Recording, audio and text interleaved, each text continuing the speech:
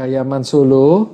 Pendoknya ini terbuat dari kuningan lawasan. Selutnya ini dari emas swasa. Ringnya ini dari inten sama dari emas muda lawasan. Warangkanya ini kayu timoho. Nogo siluman ini dari Kasultanan Cirebon ini. Kepalanya ini timbul ya, ada mahkotanya ya. Estimasinya juga sama tahun 1400-1500-an. Saya ini dagang kan sama orang kan banyak. Saya kan juga memberi hutang-hutang kepada langganan-langganan saya. Tetapi ada beberapa yang hutangnya tidak dibayar. Saya harus belajar mengampuni.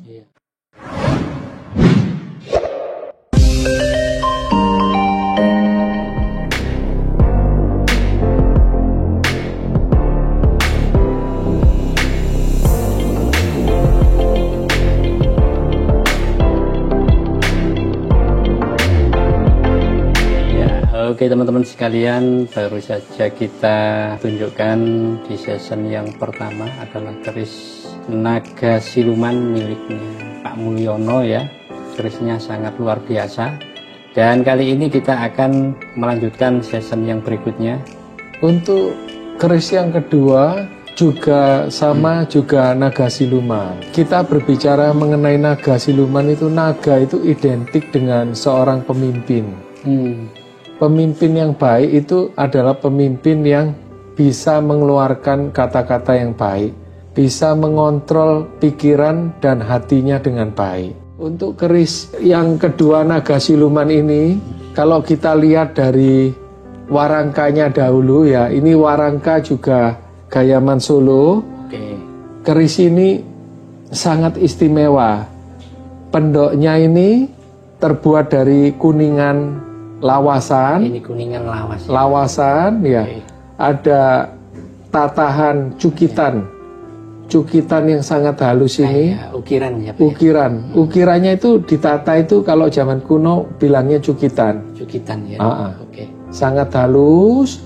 Kemudian untuk bagian tengahnya ini, untuk penghiasnya dia pakai kulit penyu. Oh, kulit penyu. Nah, kulit penyu ya. Kulit penyu pilihan kan, barangnya kan apik, motifnya kan bening gitu ya, bening ya, transparan gitu ya. Kita pegang, ternyata ini tidak jeglong teman-teman ya. Jadi ini bukan lubang ya, seperti kaca gitu ya Pak ya, glossy. Iya, glossy. Kulit penyu. Kemudian untuk buatan dedernya ini pegangannya ini ya, handlenya sangat halus, garapannya sangat halus. Kalau warangkanya ini kayu timoho. Oh, yang sudah menggalih juga ya. Iya. Terus ini dedernya ini juga dikasih hiasan. Orang bilang kalau hiasan atasnya ini, selutnya ini dari emas. Dari emas ini. Dari emas swasa. Emas swasa yang kadarnya bagus, emas swasa tua. Ini full ya Pak ya? Full, dia bentuk ornamen di gagangnya ini. Oke, kemudian ringnya. Ringnya ini dari inten sama dari emas muda, lawasan. Oke, ada intannya ya. Iya. Ini kalau kita lihat dalamnya ya. Silakan Pak. Lihat dalamnya. Nogo siluman ini dari Kasultanan Cirebon ini. Kasultanan Cirebon. Dari Kasultanan Cirebon. Kasultanan Cirebon ini terkenal dalam membuat keris naga siluman yang sudah lebih maju. Seni tempal lipatnya itu sangat modern. Sudah modern ya. Sudah modern, dilihat dari ganjanya ini ganja wilut. Wilutnya ini sangat semampai, sangat mempesona, dengan gerenengnya yang atas ini naik, ada artistiknya sudahan. Itu juga ngemut emas ya Pak ya. Ngemut emas ya. Kalau naga-naga zaman dahulu biasanya ngemut emasnya kan besar emasnya ini. Soalnya dahulu emas mungkin masih murah, ini kan besar emasnya. Ini termasuk besar. Ya. Kalau kita lihat tadi kan juga besar, ini kan emasnya kan juga besar.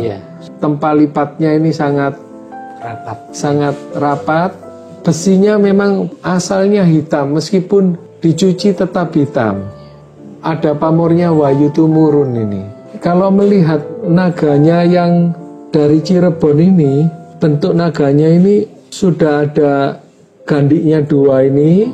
Kalau dilihat dia udah ada ekornya ini sampai ke atas. Ekornya sampai ke atas. Pamornya seperti sisinya naga. Kalau dibalik lebih kelihatan. Nah, ya pamornya sisinya naga, yang bilanya yang ini seperti Brasuta. Kalau yang baliknya Wahyu Tumurun. Estimasinya juga sama tahun 1400-1500-an. Contohnya kalau naga yang lama, ini kepalanya ini kan keluar ya. Timbul kepalanya ini timbul ya. Ada mahkotanya ya. Ada mulutnya ya. Badannya ini, apalagi ini kalau yang sepuh ini badannya timbulnya besar ini. Badannya timbulnya besar ya. Kalau yang lama kan gepeng gini. Yang baru gepeng. Terus kalau lihat dari gerenengnya kan kelihatan. Kalau yang lama ini, kalau gerenengnya itu buatannya ini halus, buatannya itu luwes. Kalau yang baru kan kelihatan seperti kaku gerendoan gitu. Juga kalau mau lihat barang lama itu dari besinya ini, tempat lipatnya ini. Ini dia beda, ada kelihatan pori-porinya. Kalau biasa yang baru-baru ini nggak kelihatan pori-porinya. Sekitar 6 abad berarti ya Pak ya? Tahun 1400-1500-an. Cirebon. Pusaka ini aslinya kan didapat orang tua saya kan dari Keraton Solo Jogja dapatnya, tapi kan pusakanya kan bukan dari sana. Dibuatnya di Keraton Cirebon, di tempatnya kerajaan Mataram yang dulu itu sudah maju. Mereka itu ada hubungan dengan keraton-keraton seperti Cirebon, Pajang, Pasundan. Mereka mungkin di sana itu mendapatkan pusaka. Pusaka itu merupakan barang yang berharga, barang yang keramat. Kemudian dibawa ke Kerajaan Mataram, dan barang-barang yang istimewa, yang bagus-bagus itu mereka sandangi dari sandangannya ikut Solo sama Jogja. Tapi ini bukan barang dari Kerajaan Mataram, tapi dari Kesultanan Cirebon. Barangnya masih utuh, naganya masih otentik, masih lawasan. Dapatnya juga dari warangkanya itu masih warangkanya itu pas sama kerisnya itu. Kira-kira tahun 1700-an mereka barusan disandangi rumahnya itu seperti begini, diatur yang baik. Jadi ini dari emas, ininya ringnya juga dari emas sama intan. Ini kalau dilihat dari muka naganya ini pembuatannya juga sangat artistik ya. Ini bukan cuma buat-buat aja, dia ada seninya, ada garis-garisnya, lekuan-lekuannya, ada lekuannya. Gonjonya juga gonjo wilut yang sangat luas, sangat menarik ya. Dilihat sangat bagus. Ini cerita pada waktu permulaan manusia diciptakan. Pertama kali adalah Adam dan Hawa. Adam dan Hawa itu tinggal di tempat yang sangat mulia seperti sorga, itu namanya Taman Firdaus. Adam dan Hawa itu sebenarnya tidak perlu bekerja. Pencipta kita sudah menyediakan semua yang ada di Taman Firdaus. Adam dan Hawa itu tugasnya itu memberi nama binatang-binatang dan juga segala yang ada di bumi ini. Tetapi karena bisikan daripada iblis, ketika itu dikatakan setan itu berbentuk seperti ular. Sebenarnya setan itu juga dari malaikat Tuhan, juga termasuk suatu penguasa. Maka itu keris itu juga akan berbentuk naga. Ular itu sama naga itu termasuk identik dengan kekuasaan.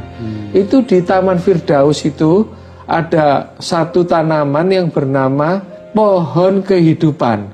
Di sana itu dikatakan oleh pencipta kita, kamu boleh makan semua buah yang ada di Taman Eden. Itu semua buah boleh kamu makan, boleh kamu nikmati. Rasanya berbeda-beda, ada yang manis, ada yang kecut, ada yang setengah-tengah. Rasanya itu sangat-sangat enak dimakan, semuanya itu bisa dinikmati dengan baik. Tetapi pencipta kita bilang, cuma ada satu pohon saja yang buahnya tidak boleh kamu makan, yaitu pohon pengetahuan yang baik dan yang jahat. Itu tidak boleh kamu makan. Karena setelah kamu makan itu, kamu mengetahui apa yang baik atau yang jahat. Sebenarnya apa yang baik, apa yang jahat, manusia itu pertama itu jatuhnya itu kepada kemuliaan kekuasaan. Karena manusia itu kepingin menuntut yang lebih tinggi, lebih tinggi, lebih tinggi. Itu semuanya itu sudah cukup diberikan oleh Tuhan. Karena manusia ini adalah gambar daripada pencipta kita. Kemudian pada waktu itu Hawa sedang bermain di Taman Firdaus, mendekati pohon pengetahuan yang baik dan jahat. Iblis datang untuk mencobainya. Dia menawarkan, Hawa, kenapa pencipta kok tidak memperbolehkan kamu makan buah pengetahuan yang baik dan yang jahat? Kan masuk dari telinga. Terus dia berpikir, lah kenapa saya kok nggak boleh makan buah itu, sedangkan Tuhan menciptakan semua buah itu yang ada di Taman Firdaus boleh dimakan. Mengapa kok tidak boleh dimakan? Padahal Tuhan itu sangat menyayangi manusia, menciptakan segalanya itu sudah sangat cukup ya. Tetapi si Satan itu bilang, kalau kamu nanti makan buah itu, kamu akan jadi sama dengan pencipta. Kita ini adalah yang dicipta. Kita memang serupa tapi tidak sama. Karena Hawa itu kepingin sama dengan yang pencipta. Itu awal dari kejatuhan dosa. Kejatuhan dosa yang pertama itu dari hati, karena dia merasa aku ini mau sama. Mungkin kalau dia udah sama, dia mau lebih tinggi daripada pencipta. Karena kesombongan sudah masuk ke dalam hati. Setelah kesombongan masuk ke dalam hati, dia pada waktu makan pohon itu, dia mengetahui dia itu telanjang. Manusia pertama kali diciptakan itu telanjang. Dia timbul dosa. Dari dosa itu keluar dosa lagi. Dosa lagi yang lebih besar. Akhirnya dia mencari suaminya Hawa. Adam, kesini yo. Katanya gitu. Ini loh buah ini yang membuat kita bisa hikmat, bisa bijaksana. Kamu makan. Dia menawarkan dengan dalih seperti yang iblis tawarkan, supaya kamu bisa seperti pencipta, bahkan melebihi.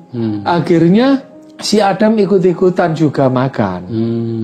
Begitu mereka ikut-ikutan makan, dia tahu kalau dia berdosa, dia malu. Si Adam malu terhadap Hawa, Hawa malu terhadap Adam karena dia telanjang. Dia berusaha menutupi dirinya sendiri.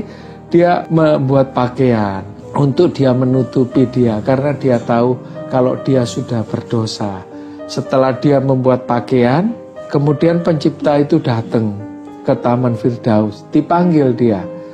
Adam, Hawa, kemana kamu? Mereka malu, mereka bersembunyi. Mereka bersembunyi, kemudian pencipta kita yang menghampiri. Ditanyain gitu, kenapa kamu bersembunyi? Kenapa kamu kok malu? Padahal dulu kamu diciptakan, kamu nggak ada rasa malu. Kamu semuanya terbuka terhadap saya. Kamu ada masalah apa, problem apa, kamu ada kekurangan apa, kamu ada kelebihan apa. Kok sekarang kok kamu jadi malu-malu itu? Karena dosa membuat kita itu takut. Takut karena bersalah. Akhirnya dia menutupi tubuhnya dengan daun-daunan. Tetapi pencipta kita itu pada dasarnya dia adalah kasih. Kasih itu menutupi segala perkara. Oleh karena itu dibuatkan pakaian dari kulit binatang. Dia suruh ngambil domba, terus kemudian disembeli, dagingnya dibakar ya. Yang membuatkan itu bukan Adam dan Hawa, yang membuatkan itu pencipta. Dirajutkan baju sendiri sama pencipta kita, disuruh pakai baju satu-satu supaya mereka bisa menutupi malunya mereka. Cerita yang setelah Adam dan Hawa itu melakukan dosa, dia tidak diperbolehkan oleh pencipta kita tinggal di Taman Firdaus lagi. Karena dosa itu harus ada hukumannya. Setiap orang yang berdosa harus dihukum, yang bersalah harus dihukum. Oleh karena itu dikatakan pada waktu itu Adam akan susah mencari pekerjaan. Dia kalau mendapatkan berkat dari pekerjaannya, dia harus bersusah payah, harus berjerih lelah, harus makan pikiran, makan tenaga, pakai keringat yang bercucuran. Intinya pokok harus bekerja keras baru memperoleh hasil. Karena apa yang diinjak oleh kakinya Adam, Adam itu simbol daripada lelaki. Simbol daripada lelaki kita saat ini, itu tanah itu akan kering, tanah itu tidak akan menghasilkan. Karena itu dari kesalahannya dia. Maka itu pencipta kita mengharapkan kita sebagai semua orang laki-laki, dia harus mengupayakan.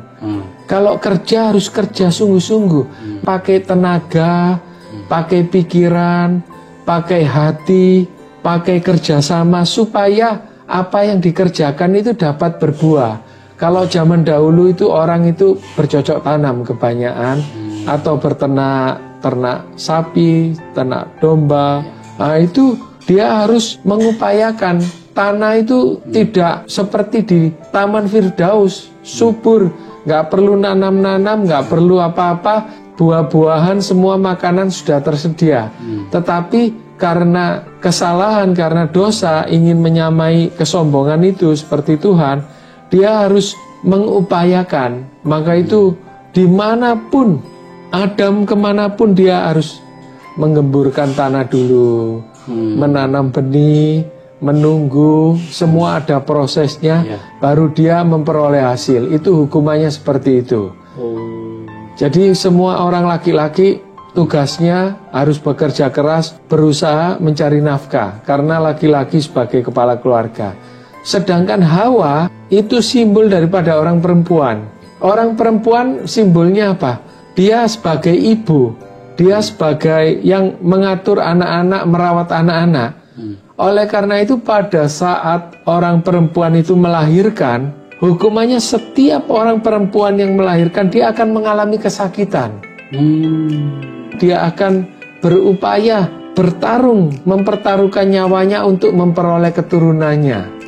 Karena zaman dahulu nggak semaju sekarang, itu banyak orang perempuan itu pada waktu melahirkan dia mengalami pendarahan, mengalami kesakitan, dan juga ada yang meninggal. Itu hukumannya seperti itu. Jadi itu ternyata ketemunya adalah bentuk hukuman gitu ya Pak? Bentuk hukuman. Seperti tadi sebelumnya juga disampaikan, kalau ingin panen harus menanam dulu. Iya. Itu juga bentuk hukuman juga ya Pak? Bentuk hukuman. Berarti dulunya langsung buah yang instan kayak gitu ya Pak ya? Instan.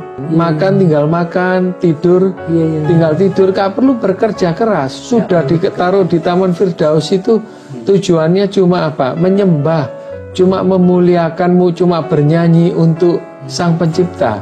Tetapi karena kesalahan awal, karena dosa awal, nah itu harus bekerja keras itu. Dulu perempuan ya harusnya juga tidak ada penderitaan. Sekarang penderitaannya kan orang perempuan kan juga bukan cuma melahirkan, padahal setiap bulan kan harus ada menstruasi. Nah, pada waktu menstruasi setiap bulan kan mengalami kesakitan. Nah, itu juga merupakan salah satu dari kesalahan. Maka itu dosa menimbulkan dosa. Dosa menimbulkan dosa yang tidak habis-habisnya. Zaman dahulu orang umurnya sampai 1000 tahun. Banyak orang umur 1000 tahun, 900 tahun, 800 tahun turun terus. Sampai sekarang orang umurnya mengecil ya, 70 tahun udah panjang umur. Banyak yang 50 tahun sudah disapu amblas. Betul. 50 tahun udah makan, apalagi sekarang instan-instan, banyak penyakit yang keluar. Akhirnya hidupnya juga instan juga. Rusak semua. Dari dosa itu kemudian Adam dan Hawa dia punya anak, Kain dan Habil. Dari Kain dan Habil ini dosa itu masuk melalui darah, hati, pikiran, tubuh kita. Itu ceritanya itu Kain itu sebagai petani, menanam sayur-sayuran, menanam buah-buahan, tanaman-tanaman. Sedangkan Habil, dia itu sebagai peternak.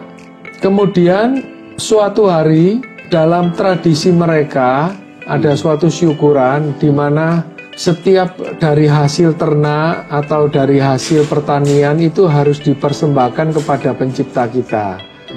Dari hasil syukuran itu mereka harus mempersiapkan sungguh-sungguh hasil yang mereka peroleh, itu dipilih yang terbaik untuk dipersembahkan kepada pencipta, supaya dia bisa mempunyai rasa syukur yang besar. Dipilihlah domba-domba yang terbaik dari miliknya Habil, dipilih dari hasil tanaman-tanaman yang terbaik, dipersembahkan kepada pencipta.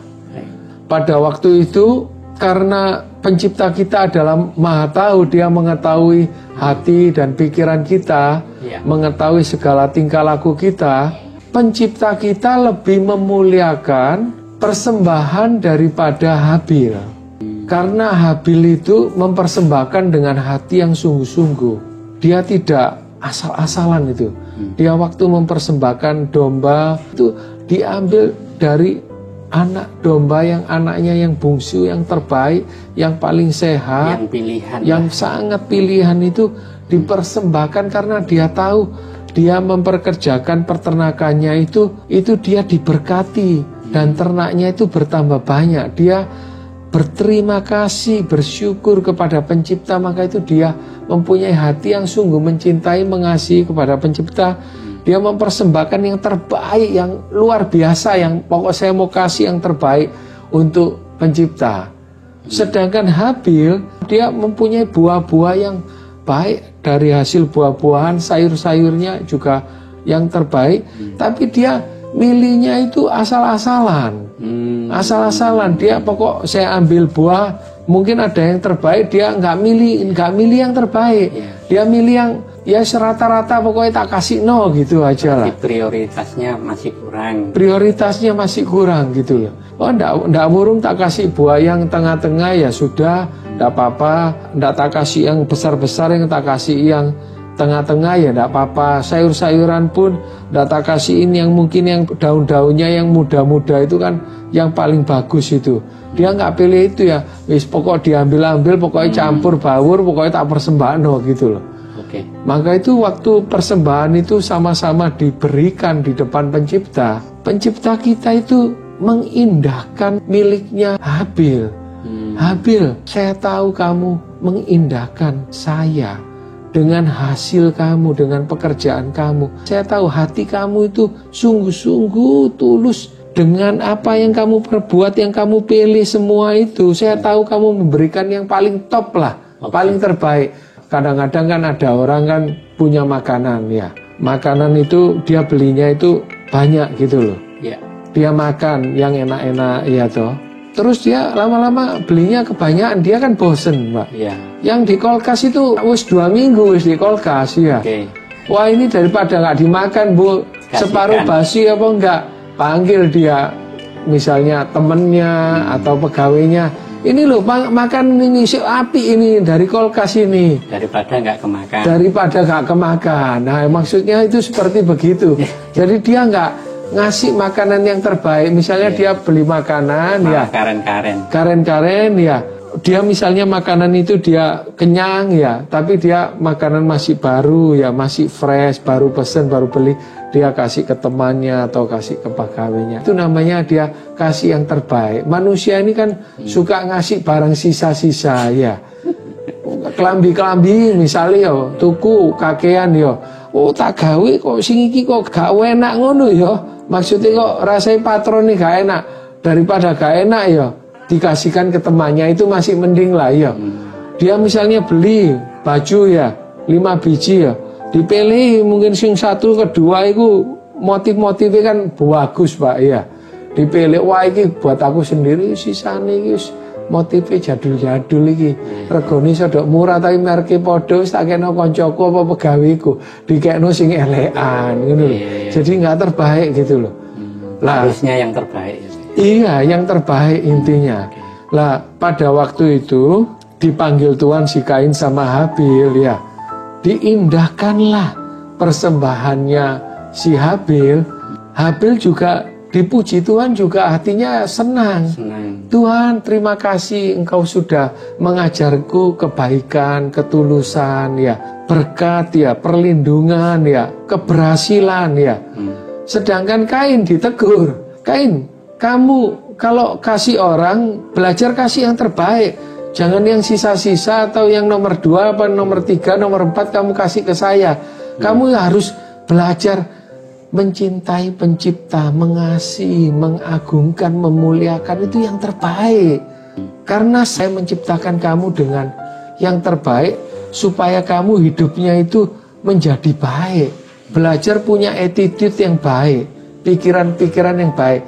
Misalnya lah gubernur Bu Kofifa datang ke rumahnya Pak Abdul ya. Lah Pak Abdul masa mau nyuguhkan makanan-makanan yang misalnya Pak Abdul beli yang 2-3 hari yang lalu. Kan Pak Abdul pasti yang beli yang terbaik. Betul. Yang fresh-fresh. Ya sama dengan hubungannya dengan pencipta itu kan gubernur. Kalau pencipta kita kan jauh lebih besar daripada gubernur. Lebih prioritas. Betul. Nah seperti itu. Tetapi dosa itu keluar melalui telinga. Ketika ditegur sama pencipta, si Kain menjadi marah hati. Aku iri hati sama adikku Habil. Dia diindahkan, kenapa kok aku nggak diindahkan? Aku marah. Dia bilang gitu. Dari marah itu pencipta udah tahu. Ditegur si Kain. Kain, kamu jangan marah sama adikmu. Gara-gara saya lebih mengindahkan persembahannya. Kalau kamu marah, hati-hati loh. Dosa yang lebih besar itu akan mengintai kamu, akan masuk ke dalam hati kamu dan pikiran kamu. Hati-hati, cepat hilangkan kemarahan kamu. Tetapi hatinya Habil itu terus perang terus masuk dalam pikiran.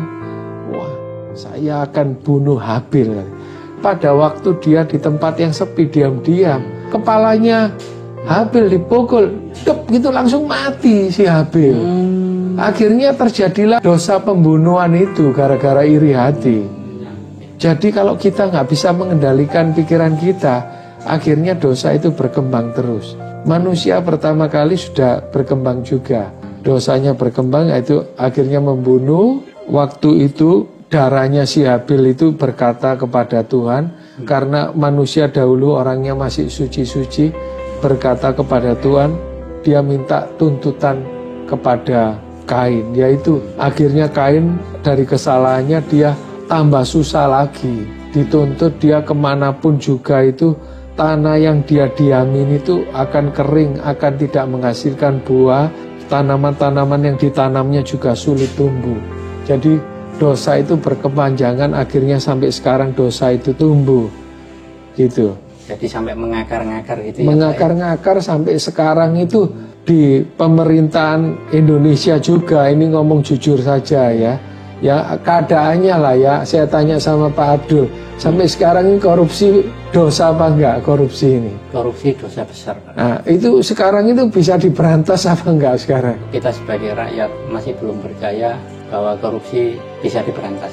Ya kan korupsi kan enggak bisa diberantas. Satu orang koruptor nanti dihukum, keluar koruptor yang lain. Lagi. Iya. Bahkan koruptor-koruptor yang di China itu supaya bisa tidak menjadi koruptor itu berkepanjangan kan sampai dihukum mati. Nah, maksud saya kalau di Indonesia diberlakukan seperti itu, kita setuju sekali, Pak. Iya, itu sudah nggak mungkin, Pak. Masalah perampasan aset itu loh, itu ya belum digedok-gedok. Ya. Itu mana? Sampai sekarang ya belum, Pak. Masih digodok katanya. Digodok itu sampai kapan? Nggak mateng-mateng. Iya, kalau daging digodok ya lama-lama hancur, Pak. Tinggal duduk, Pak. Iya. Nah, kalau digodok terus ya lama-lama ya hancur, jadi duduk ya akhirnya ya gak ada hasilnya juga, Pak. Iya tuh, Pak. Padahal perjuangan yang sudah dilakukan sama mahasiswa-mahasiswa kan sudah luar biasa, ya tuh, Pak. Luar biasa. Nah, ya kita sih berharap ya, yaitu apa, undang-undang perampasan aset untuk koruptor-koruptor itu harus segera diberlakukan. Bisa diberlakukan. Disahkan, gitu disahkan, ya. Semua itu dimulai dari mana? Dari pimpinan, Pak. Iya. Nah, kalau pimpinan kita kan pemerintah Republik Indonesia, ya. Ya dari orang-orang yang ada di pimpinan-pimpinan itu harus punya hati yang sungguh-sungguh bersatu untuk mensejahterakan rakyat Indonesia. Yaitu undang-undang yang apa yang benar ya, apa yang adil, apa yang perlu diatur yang baik, yang suci ya, itu harus dijalankan, Pak. Iya. Betul. Kalau tidak dijalankan, nanti kesalahan-kesalahan diulang-ulangi lagi, kesalahan yang kecil menjadi besar, yang besar menjadi sangat besar. Jadi mengakar-ngakar. Mengakar-ngakar, tambah lama tambah besar, yaitu kejahatan manusia bertambah hari bertambah besar. Tetapi kita ini melihat bangsa kita ini, kita harus banyak introspeksi diri, belajar mengampuni. Karena tidak ada manusia yang semuanya sempurna. Kalau kita tidak belajar mengampuni, kita hidupnya susah sendiri. Seperti saya sendiri ya, saya kan sebagai seorang pedagang ya. Saya ini dagang kan sama orang kan banyak. Saya kan juga memberi hutang-hutang kepada langganan-langganan saya dengan kepercayaan penuh supaya langganan-langganan saya itu bisa terus tambah maju. Saya memberikan yang terbaik ya, tetapi ada beberapa yang hutangnya tidak dibayar. Saya harus belajar mengampuni. Karena kenapa kok saya tidak belajar mengampuni? Saya kalau terus mikirkan yang tidak baik, itu merusak hati saya sendiri, merusak pikiran saya sendiri, merusak badan saya sendiri. Saya hatinya ya juga ada rasa mangkel ya, mangkel, rasa marah ya, rasa kecewa, rasa dirugikan ya. Tapi kalau saya mikir begitu terus, saya tambah mundur, Pak. Saya terbelenggu ambil dosa-dosa itu. Saya harus belajar lebih mengasihi lah. Ya untuk orang-orang yang berhutang kepada saya, memang kalau saya tagih-tagih baik-baik, saya tidak dibayar ya. Kalau mau dicicil ya juga nggak dikasih ya. Saya sudah nggak ada daya lah. Ya saya kembali kepada ajarannya, kepada pencipta, yaitu manusia harus mengampuni. Dimana kalau ada pengampunan itu ada damai sejahtera. Berkat itu bukan urusan berkat secara materi saja. Nanti materi itu juga pemberian daripada Tuhan. Kita juga tidak bisa nuntut terlalu banyak kepada orang yang berhutang kepada kita. Ya, kita malah mendoakan dia lah, supaya dia lebih maju usahanya, supaya dia juga mau berubah kelakuannya, tidak menipu orang, tidak mengambil haknya orang lain. Ya, saya juga berharap kepada dia mau mendoakan saya. Saya minta berkat sama dia, meskipun orang tidak menepati janji saya minta berkat kepada dia supaya dia memberkati saya lebih maju.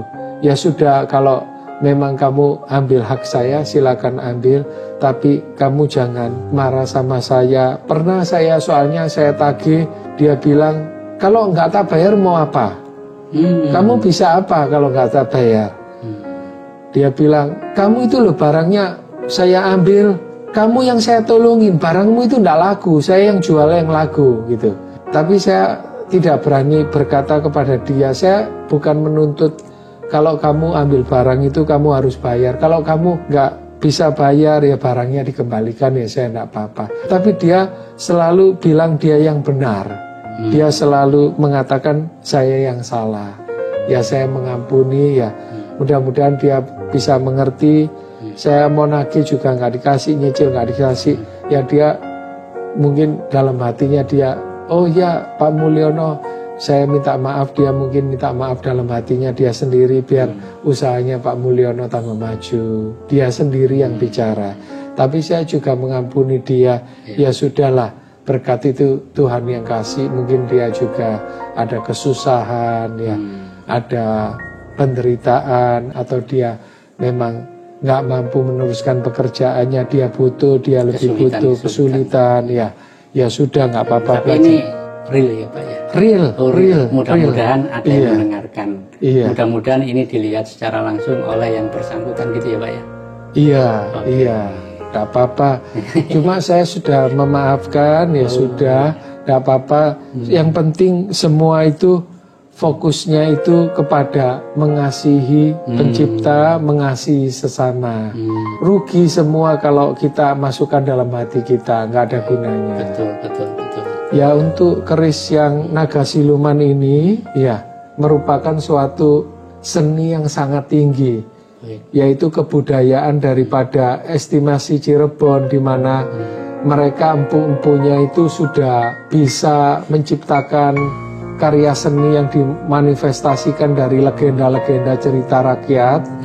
Mereka zaman dahulu ada cerita mungkin di desa A, di desa B ada penguasa yang memiliki supranatural, tabib-tabib yang ada kuno, mungkin seperti dokter-dokter orang kuno atau penguasa kuno.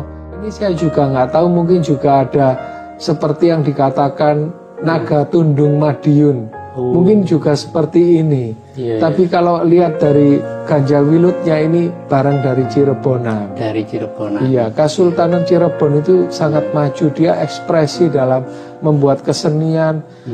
Naganya juga ada mahkotanya, meskipun mahkotanya nggak seperti mahkota-mahkota zaman sekarang ya, tapi ini seperti kayak orang pakai mahkota yang seperti orang pakai Bali, topi-topinya orang Bali, orang Sunda itu. Kayak jengger juga ya. Kayak jengger ya. Terus ada gandik-gandiknya ini ya. Betul. Itu sangat presisi gitu. Sudah sangat jarang seperti naga-naga siluman seperti begini. Sangat jelas naganya, ada ekornya sampai ke atas, dihiasi pamor-pamor, pamor Wayu Tumurun sama Brasuta. Sangat luar biasa ini. Ini kalau bukan barang-barang dari keraton Cirebonan atau empu-empu yang bekerja di kerajaan Kesultanan Cirebon, susah buat. Nggak mungkin bisa seperti ini. Iya, nggak mungkin bisa seperti ini. Ini pusaka memang asli dari tinggalan orang tua saya 50 tahun dan baru sekitar 1,5 tahun dititipkan ke saya karena dia, orang tua saya sudah tidak ada. Orang tua saya memang belinya dari satu orang saja yang berhubungan dari abdi dalam di Solo dan Jogja. Bila ada saudara-saudara yang mau maharkan sebagai ageman, pilihlah barang-barang yang memang benar-benar otentik.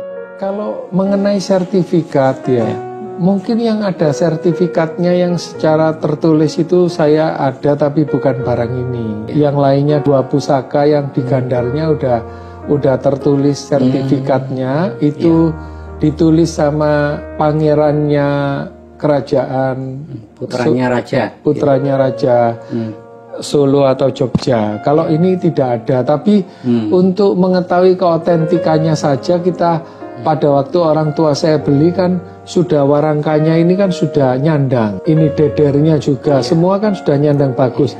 Di belakangnya ini kan sudah ada simbolnya. Ini kalau tidak disandangi dengan baik, itu tidak mungkin pusaka biasa itu mau disandangin seperti begini. Ini butuh suatu kesenian artistik yang bagus ini. Rata-rata sandangannya sangat istimewa. Ini ngetrep ini Pak. Masuknya juga pas semua. Pas ya. Iya.